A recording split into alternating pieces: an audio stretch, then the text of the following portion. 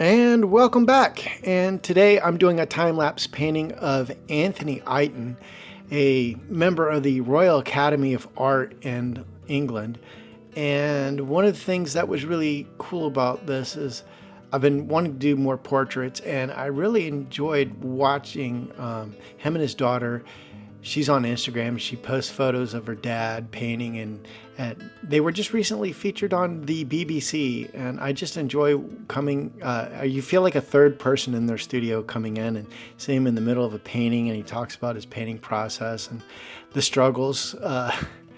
And it is so relatable, but it's also for all of us that could live to that age and still be painting and having fun and being surrounded by family. That's just such an awesome thing to be and to witness. One of the things that I really wanted to try to do with this painting is try to have a classical feel. I stuck with the primaries of red, yellow, and blue, and plus white, and try to get a classical feel. I like a lot of the portraits done in the Impressionist era, and I kind of wanted to have that feel.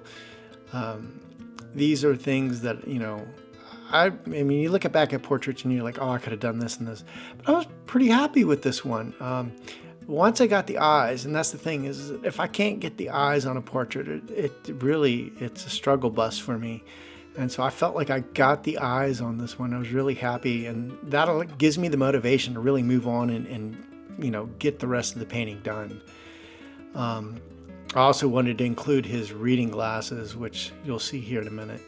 And of course his painting bib. He just sits there, he's got his coat on, it looks like it's cold outside, and he's got his coat on, his painting bib, his glasses, and he's just plodding away, just painting and having a lot of fun. And he just had this regal look to him, and I just felt compelled to paint, especially just after he celebrated his 103rd birthday. And so this was, just a fun little tribute to an inspiration. And there goes the glasses there. I just had a lot of fun and really trying to get that expressive paint strokes.